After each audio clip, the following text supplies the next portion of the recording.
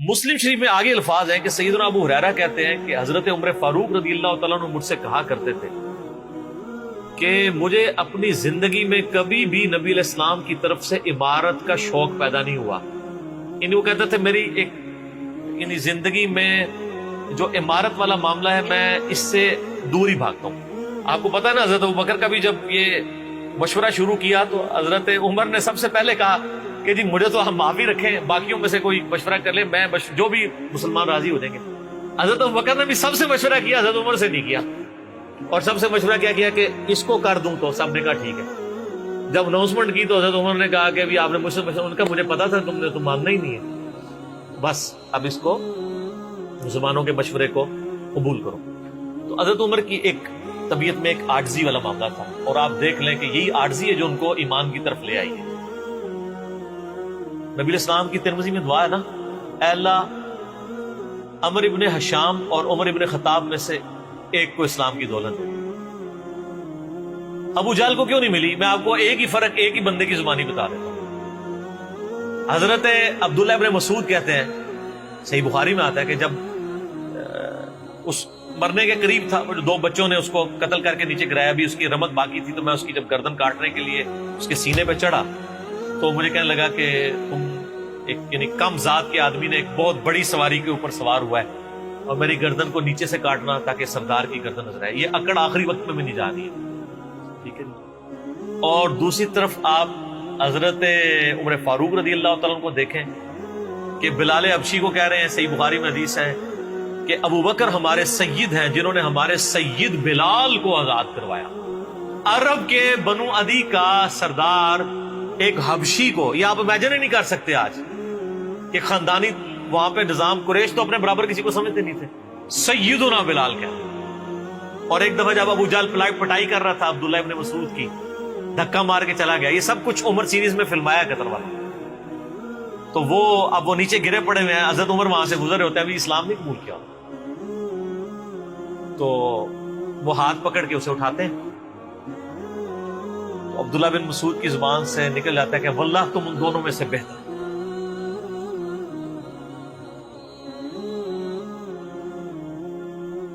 तो यानी जो नबी अलैहिस्सलाम ने दो मांगे हैं ना, उनमें से तुम बेहतर, यानी आजिज़ी है।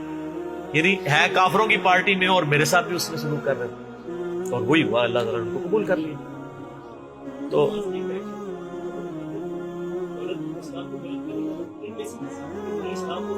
हाँ, ये भी है, ये दो अलग हदीस है, दो अलग तिरमिज़ी में दोनों रवायतें। अच्छा, अब आप देखें कि सैयदना उमर फारूक रज़ी अल्लाह तआला कहते हैं, हजरत अबू हुरैरा कहते हैं मुस्लिम शरीफ की उस हदीस में कि हजरत उमर मुझे कहा करते थे, मुझे पूरी जिंदगी कभी इमारत का शौक नहीं हुआ सिवाय उस दिन के कि जिस दिन अली को झंडा मिला। मुझे भी ख्वाहिश थी कि काश नबी अलैहिस्सलाम मुझे वो झंडा दे। ये हजरत अली के लिए बहुत बड़ी फजीलत है इस हवाले से कि सैयदना उमर उन पर रश्क करते थे।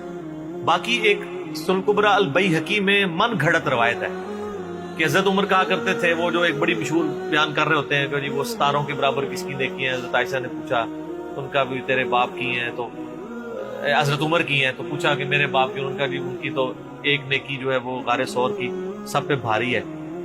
इस हदीस को शेख अलबानी ने, शेख ज़ुबैर ज़ई साहब ने, दोनों ने लिखा है ये मौदू हदीस है, वज़ा की गई हदीस है, लेकिन ये हमारे मुसलमानों के बच्चे बच्चे को याद है। जाली हदीस है, ज़ईफ नहीं सर, घड़ी हुई हदीस है। और जो मुस्लिम शरीफ की हदीस थी वो हमने आगे एक्सप्लोर किया कि हजरत उमर कहते थे मुझे अली पर रश्क, कि मुझे वो झंडा नहीं मिला और अली को मिला। दूसरी तरफ सैयदना अली भी सैयदना उमर से बड़ी मोहब्बत करते हैं। हाँ, बुखारी और मुस्लिम दोनों में हदीस है, मिशकात में भी आपको मिल जाएगी, तीसरी जिल्द में, हजरत अबू बकर उमर के फजाइल के चैप्टर में। अब्दुल्ला इब्न अब्बास कहते हैं कि सैयदना उमर की मैयत रखी हुई थी और लोग उनकी मैयत पे रो रहे थे और अपने अपने अंदाज में उनके ऊपर सलाम पेश कर रहे थे कि आपकी वजह से अल्लाह ने इस्लाम को इतना उरूज दिया, रोमन और पर्शियन एम्पायर गिर गई, यरमूक और कादसिया में अल्लाह ने मुसलमानों को फतूहात दी। और कहते हैं इतने में एक शख्स मेरे पीछे आके खड़ा हुआ, क्योंकि मैं भी मैयत के सामने बैठा हुआ था, उसने मेरे कंधे के ऊपर आके यूं कोनी रख ली اور اس نے سیدنا عمر کی میت کو مخاطب کر کے کہا کہ اللہ تجھ پہ رحم کرے اے عمر ابن خطاب.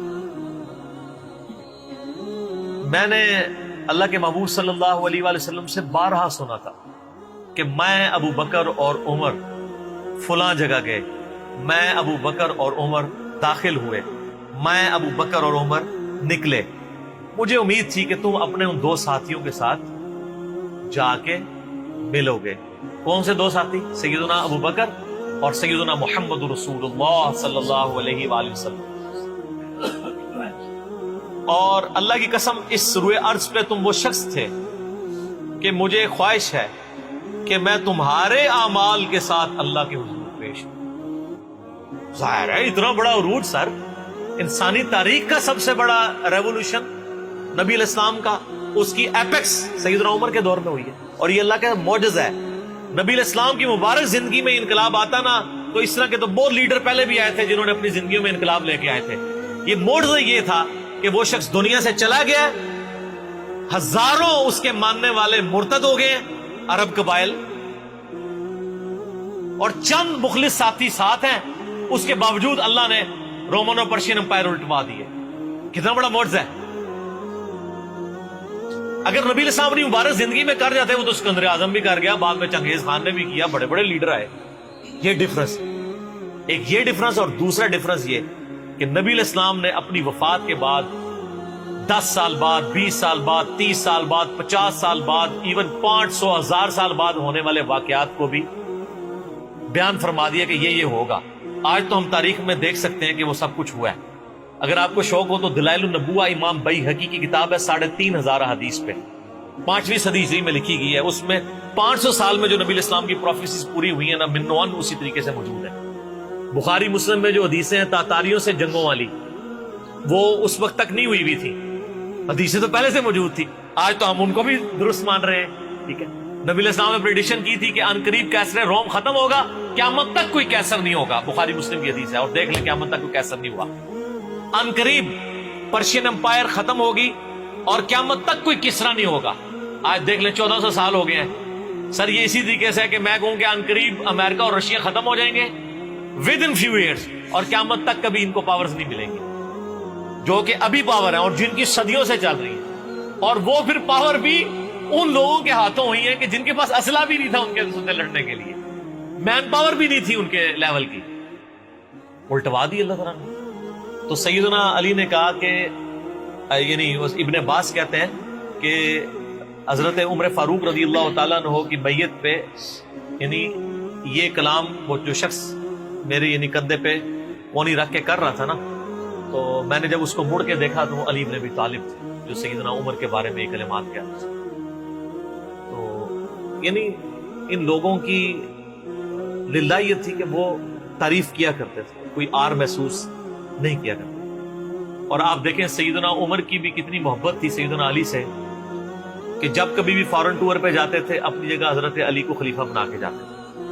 کیونکہ نبی علیہ السلام جب تبوک پہ گئے تھے تو سیدنا علی کو چھوڑ کے گئے تھے. بخاری مسلم میں آتا ہے حضرت علی رو پڑے، پہلا اور آخری موقع تھا کہ جنگ میں نہیں گئے. تو فرمایا تم اس پہ راضی نہیں ہو، تمہاری میرے ساتھ وہی نسبت ہے جو ہارون کی موسیٰ کے ساتھ، مگر میرے بعد کوئی نبی نہیں. تو حضرت عمر اس سنت میں عمل کرتے تھے. جب بھی وہ جاتے تھے، جب بیت المقدس فتح ہوا چابیوں کے لیے انہوں نے بلایا، سیدنا علی کو اپنی جگہ چھوڑ کے گئے، اس سنت پہ عمل کیا کرتے. اور یہ بات شیعہ کے ہاں بھی ملتی. میری ایک شیعہ عالم کے ساتھ ایک دفعہ بحث ہوئی 2011-12 کی بات، تو مجھے کہنے لگے کہ حضرت عمر جو ہے نا حضرت علی کو خلیفہ بنانے میں مخلص نہیں تھے، اسی لیے انہوں نے 6 رکنی کمیٹی بنائی. ان کو چاہیے تھا ڈائریکٹ حضرت عمر حضرت علی کو نامزد کرتے. تو میں نے کہا اس کے پیچھے ریزن کیا ہے، وہ تو حضرت عمر نے خود بتائی ہے. بخاری مسلم دونوں میں حدیث ہے. ابن عمر کہتے ہیں جب حضرت عمر کو زخم لگا اور اب ہمیں یقین ہو گیا کہ وہ جانور نہیں ہوں گے، کھاتے تھے تو انتڑیاں کٹ چکی تھی، یہیں سے وہ سب کچھ نکل جاتا تھا. تو ہم نے عرض کیا کہ اپنا خلیفہ کسی کو نامزد کر دیں. تو انہوں نے کہا اگر میں اپنا خلیفہ کسی کو نامزد کرتا ہوں تو میں اس کی سنت پہ عمل کرتا ہوں جو مجھ سے بہتر ہے، ابو بکر، اور اگر میں نہیں کرتا تو میں اس کی سنت پہ عمل کروں گا جو ان سے بھی بہتر ہے، یعنی رسول اللہ صلی اللہ علیہ وسلم. ابن عمر کہتے ہیں جب میں نے حضرت عمر کی یہ بات سنی نا تو مجھے سمجھ آ گئی کہ اب حضرت عمر کسی کو نہیں بنائیں گے، کیونکہ وہ ہمیشہ ہر معاملے میں نبی علیہ السلام کی سنت کو پرائورٹی دیتے تھے. اور وہی ہوا کہ انہوں نے کہا کہ میں 6 رکنی کمیٹی بنا رہا ہوں. بخاری کے اور مسلم کے الفاظ ہیں کہ میں اپنے بعد اس امر خلافت میں ان 6 بندوں سے زیادہ کسی کو اہل نہیں سمجھتا جن سے رسول اللہ صلی اللہ علیہ وآلہ وسلم اپنی وفات تک راضی رہے. اور فرمایا علی، عثمان، طلحہ، زبیر، عبد الرحمن بن عوف، سعد بن ابی وقاص. اچھا یہ کون ہے؟ عشرہ مبشرہ ہیں.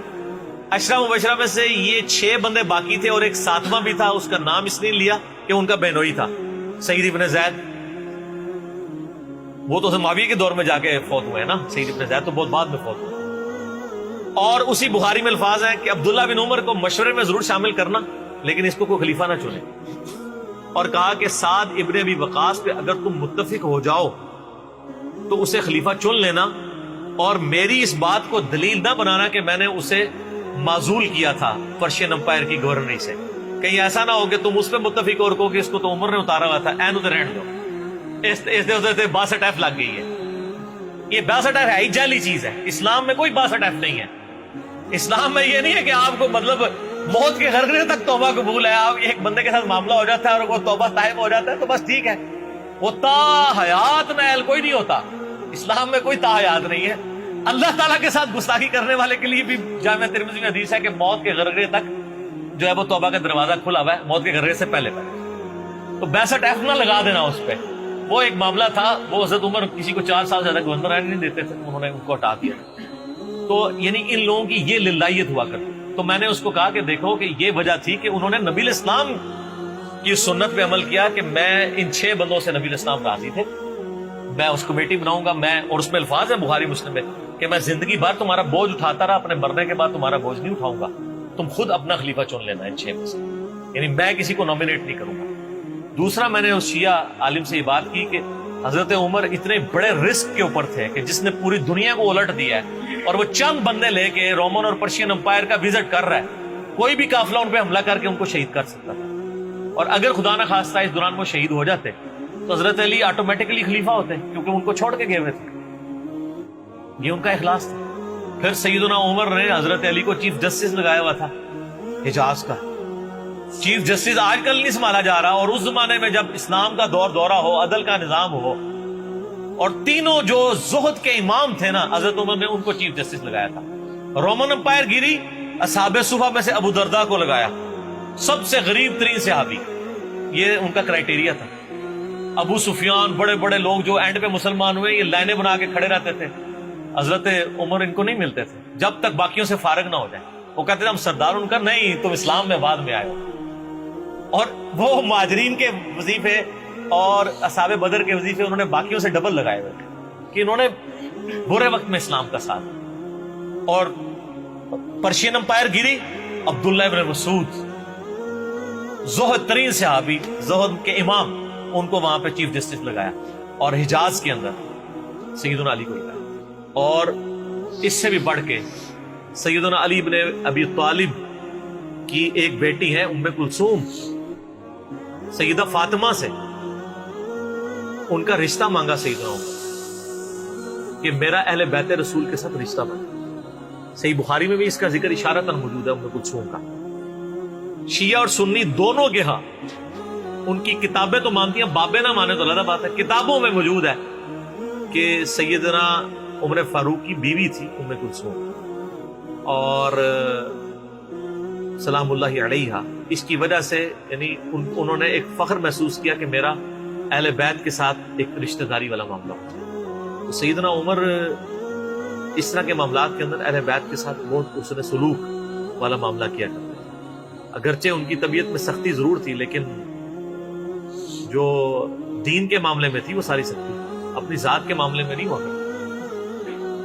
صحیح مسلم میں ایک حدیث ہے، اسی پہ میں کنکلوڈ کرتا ہوں کہ سیدنا عمر نے ایک خواب دیکھا کہ مجھے ایک مرغے نے خواب میں ٹھونگے ماری. انہوں نے پھر اگلے دن خطبہ دیا. انہوں نے کہا کہ میں نے خواب میں دیکھا ہے کہ اس طرح مجھے ایک مرغ نے چونچے ماری ہیں خواب کے اندر. میں نے اس کی تعبیر یہ کی ہے کہ عنقریب مجھے قتل کر دیا، اور اگر بائی چانس اچانک میں مار دیا جاؤں، یہ تو کسی کو نہیں پتا تھا کہ وہ ایک تقریباً 3-4 دن تک زخمی حالت میں ہوش میں رہیں گے. اچانک بھی تو مر سکتے تھے اگر گردن اتر جاتی. اگر میں اچانک مار دیا جاؤں تو تم اس امر خلافت کو ان 6 بندوں سے باہر نہ جانے دینا.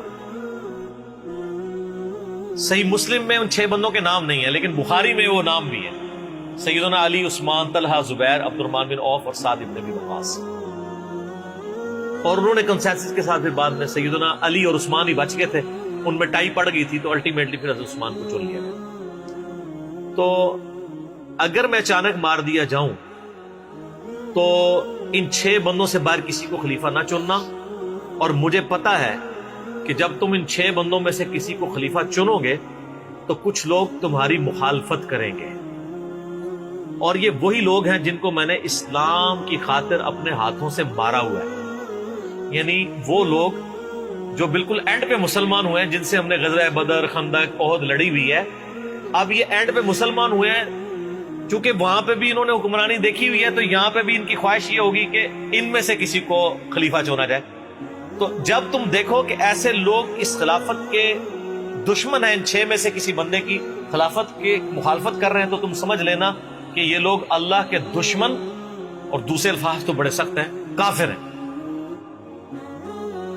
اب اس کی انجینئرنگ میں نہیں کرتا، وہ پھر کسی اور طرف بات چلی جائے گی. آپ میرا ریسرچ پیپر واقعہ کربلا کا حقیقی پس منظر 72 صحیح الاسناد احادیث کی روشنی میں، جس میں میں نے 200 روایتیں اکثر بخاری مسلم سے پیش کی ہیں، اس کے سٹارٹ میں نے حدیث لکھ کے پھر لکھا ہے کہ اب آئندہ صفحات میں آپ کو پتہ چلے گا کہ سیدنا عمر اسلام کا دشمن کن لوگوں کو سمجھتے تھے. اور یہی الفاظ صحیح بخاری میں عبداللہ بن عمر نے بھی استعمال کیے تھے. کس کے بارے میں کیے تھے وہ ہمارا ریسرچ پیپر. ٹھیک ہے.